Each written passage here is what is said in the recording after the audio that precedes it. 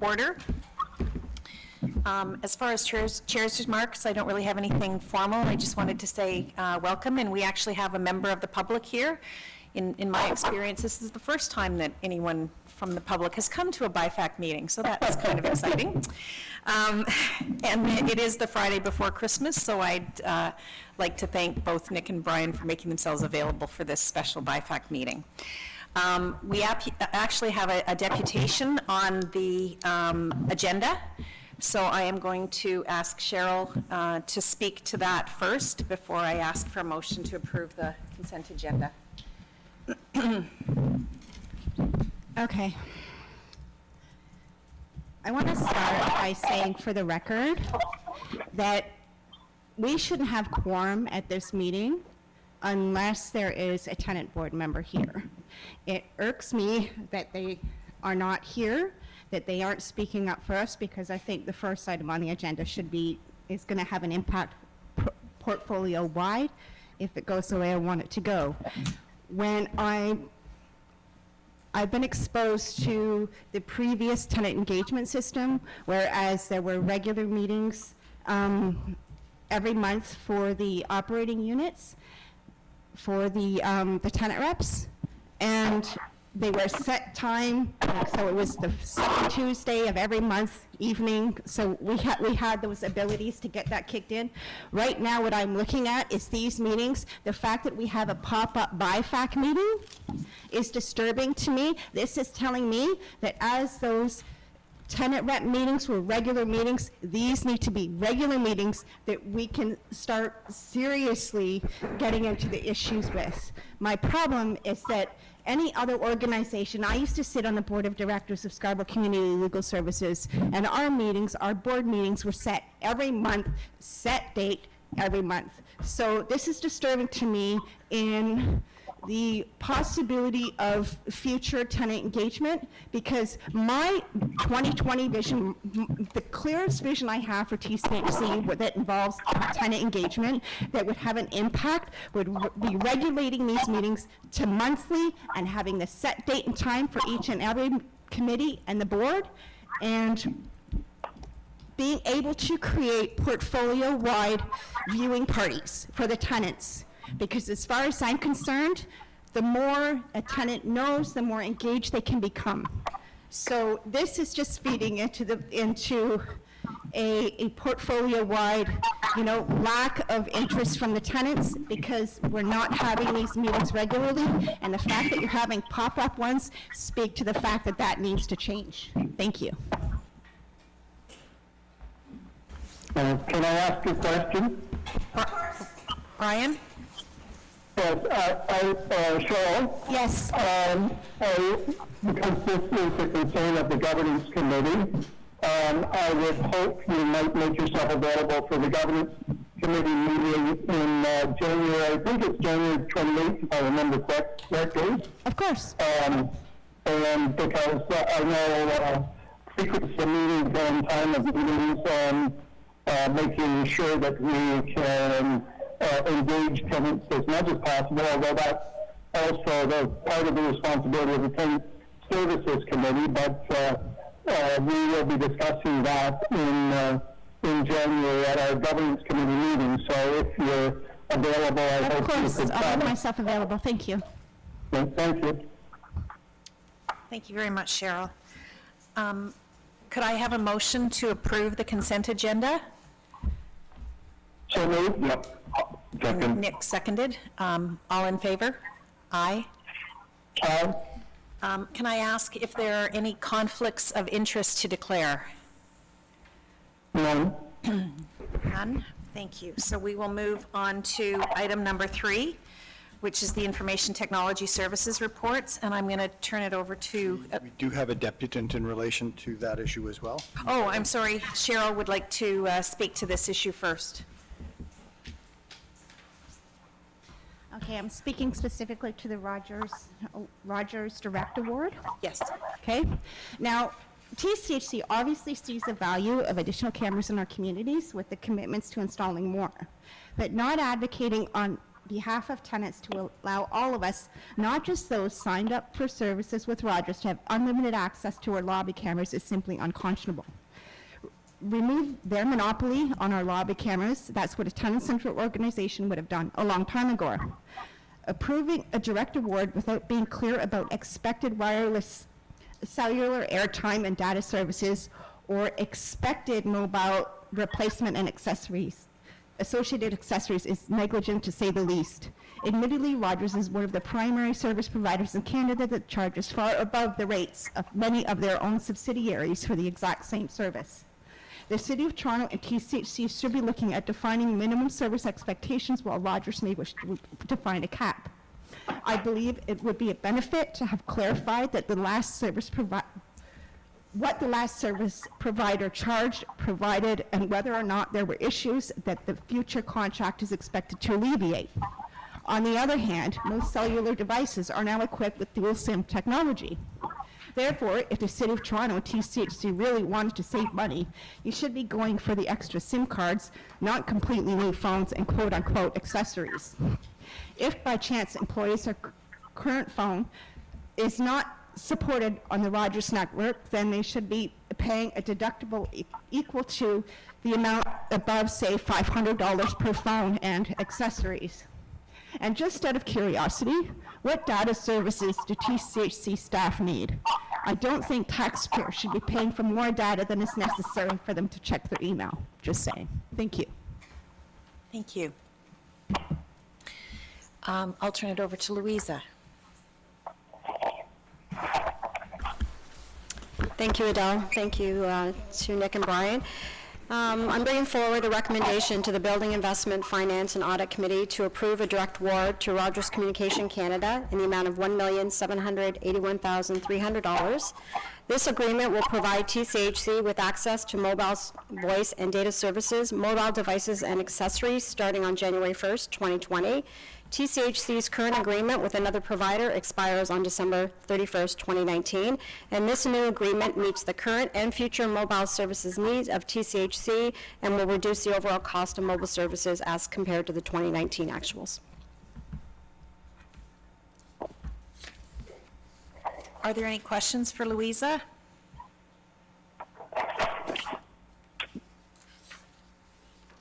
Brian, Nick? I'd be interested in any of Louise's comments with regards to Cheryl's remarks. Okay. So yes, we will be retaining the current devices for most of our employees, and we will be swapping out the SIM cards. So those devices will be unlocked, and we will be able to swap the SIM cards for out of Rogers. So that's just one. Thank you. Cheryl, just Nick and Brian won't be able to hear you. Sorry. What about the lobby cameras? Because if we don't have cable services with Rogers, then we don't have access to those cameras. And I'm sorry, this is an ideal time for you guys to pick that bone. So that was on the, that's not. No. Yeah, go ahead. No, you just. So the camera lobby access issue is really not one that Rogers has control of. The other cable provider, the other service providers just don't offer that service. And Is this the same in private buildings? Because I've never. Absolutely, it's the Is it same. really? It is not. It is no different. And in fact, there is an issue floating around of whether lobby cameras, and this is the state of the nation that we live in, actually start to violate privacy provisions, and so whether they are Well, with us, actually it's our allowed. first offense for security. I hear you, Cheryl. I'm just telling you, these are the other arguments that exist out there. It's not a. And we have the cut same privacy issues when it comes to the ones in the hallways, but you're upping those. I'm just telling you. Okay, well, I'm still advocating for access to as many cameras as I can get my grubby little hands on. Just saying, thank you. So, if you could explain the lobby camera issue better? Well, if there's, say someone comes to the door and they buzz my unit and they say delivery, I can't verify that by visual because I don't have Rogers cable. And in other words, it's seen as proprietary, is that? Yes, monopoly, hello, yes. Actually, for correction, Brian, it's just not offered by the other service provider, so it's not a question of proprietary. Rogers is the only one who offers it. So since it's attached to their system, you have to be on their system to get it. So Okay, it's, but didn't Bell Express View come into all our units not too long ago and hook up some new electrical stuff? Couldn't they at that point, and couldn't there have been an exchange at that point saying, hey, this is the service you need to offer your clients? well, you can say that, but then they say, well, we just don't offer that service, period, full stop. It's not, I mean, that's just the issue, Cheryl. Sorry. Just as a matter of procedure, we're now at the stage. Sorry. I'm doing this from memory, Kevin, but if I remember correctly, at Wood Green, Rogers offered reduced rates for our tenants. Is that accessible for TCHC tenants? Do another answer. Better than nothing. I will have to get back to the BIFAC committee on that. My understanding is that it's not available. This is purely for public funding organizations, but we'll follow up on that. Well, it was more in terms of the individuals. If they were on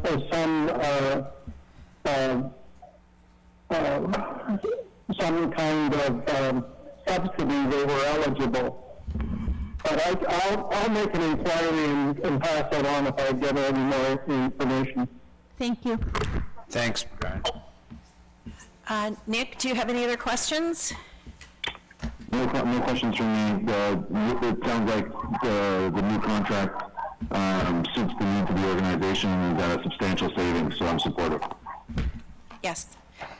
Okay, can I have a motion to approve the direct award for mobile devices, voice, and data services? I'll second Nick's motion. Okay, so Brian and Nick, whatever combination. All in favor? Aye? Aye. Perfect.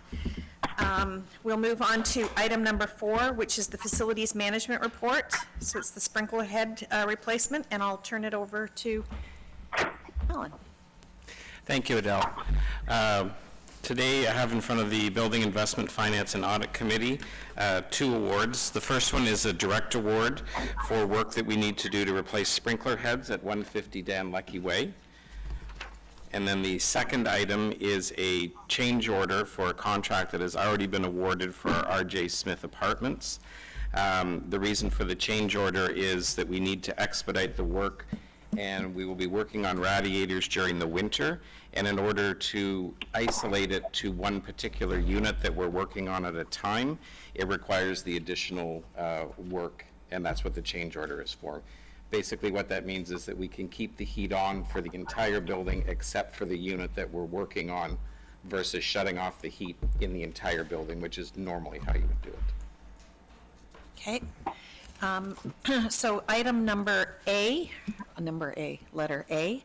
Are there any questions on that award? Nick? Yes, I'm referring to the sprinkler heads. Yeah, I read the report a few days ago, but remind me why a building of this vintage requires sprinklers to be replaced so soon. Maybe there may be parts of this discussion that need to be addressed in camera, but Can you use the speaker? Can't hear. Sorry, Nick. Part of this discussion may need to occur in camera, but Alan, if you can identify sort of the technical issues that give, well, the process through which we've identified this matter going forward and the work that we're doing. Yes, during an inspection, it was discovered that there was debris in the sprinkler heads which could compromise the sprinkler heads. So we are replacing them to ensure that there's no issues with the sprinkler system in the building. Okay, so is the sprinkler system defective then? There are certain sprinkler heads within the system that may have been compromised by the debris. So is this a warranty issue? It is something we would be pursuing under warranty. We are, you know, going to replace them in any event. So we have to replace all of them because there's, Yes, correct.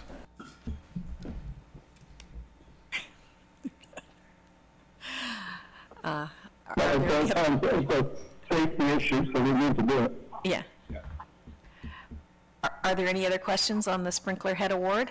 I think there's something more to this than we. Can I have a motion to approve the award for the replacement of the sprinkler heads? Moved. So Nick- Second. Nick and Brian, thank you. All in favor? Yep. Aye. Aye. Thank you. Okay. Can we move on to item number B? Alan did allude to it, but are there any questions on the change order? And actually, if I could, I just realized that I should point out in all transparency that we are asking for an upset limit in this award, and it does contain a small contingency in case we have any other change orders that come up on this project, So that, so that we don't have to come back. this, were the sprinkler heads? No, sorry, on the change order for the radiators. Okay, sorry, I wasn't sure if you were going back. Are there any questions on the change order?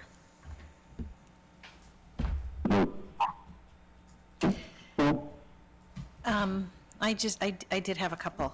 I wanted to understand what was included in the original contract, that this wasn't part of the original contract, and given that we signed the original one in June, when we could have done these radiators in the summer, and we didn't, and now we're doing it in the winter when it's more expensive and more difficult. It did take us longer than expected to get just through the design and everything to get to the award. Ideally, we would have liked to have done this during the, you know, the non-heating season. We looked at extending the work and doing it next year, but unfortunately, the failures that we're having in the system mean that we do have to do it now. And it just took us longer to get it, you know, by the time we went from design to award and then getting into construction, this is the time of year that we ended up at.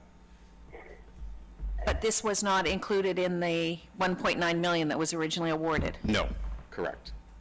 And can you explain what was in that original 1.9 The original and award why, was to why this replace- was not included? At the time of the original award, the hope was that we would be, that we wouldn't be doing it in the winter. And but by the time we got through everything, it ended up being in the winter season. Is that, So this all relates to weather related. Let me make sure I ask the right question to make sure we get the right answer. In terms of, the question essentially is this design, because I think what you're looking for in this request is so that we can do work on a suite-by-suite basis. Correct. That's fundamentally the change. And Correct. typically, we would not do work on a suite-by-suite basis. So the original design wouldn't have contemplated doing work on a suite-by-suite basis? Is that, the original, well, or to be able to isolate a suite, maybe that's the... yeah, the design and the work that's being done is the same. We're replacing the radiators in each of the units. That was part of the 1.9 million. Correct. Normally, the way not during winter, you shut down the heating in the entire building, Yes. you drain the system, and then you can just take the radiator out, put the new one in. You're not worried about the system being on.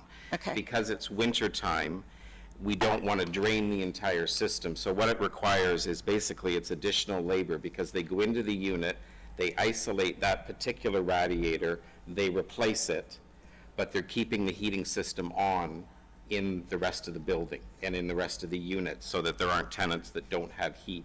Okay. And it's a labor-intensive process, because you've got to drain each of the units individually versus having your whole building system shut off. Okay, so the change order relates to the fact that you're doing it in the winter. Correct. Not that you didn't contemplate Correct. replacing the radiators. Correct. And I guess the contractor was not responsible for any of the delays between June the 5th and you're doing the work now? No, we wouldn't. By the time, it was just, we would have had to have had it awarded earlier than June in order to get this work done before heating season. So we knew in June that we weren't going to get the radiators done in the non-cold. They looked at it to see if they could get, like, try to get it done, but it just, as they were going along, it just, there was not going to happen. So I think it's fair on reflection. So for future sorts of situations where we get into this particular similar sets of circumstances, by June we had a reasonable idea that this work was going to happen in the wintertime. So it would require us to isolate it, just based on what you said, Alan. So I think just in future, if those circumstances present themselves again, then at the original ask, we should have a contingency line in there that would identify the additional labor if we're going to do it for winter. I think reading the minds of the directors, it would be what I think they would say. Understood, and that makes sense. Very good mind reader. Thank you. Thank you. Are there any other questions? Brian? Well, how many units in total are there? Pardon? How many units are there in total? Oh, how many units in total? I'd have to get that information. I don't have it off the top of my head. It is in two buildings. Yeah, 2 high-rises, correct. Okay. Yeah, there would be several hundred units. There's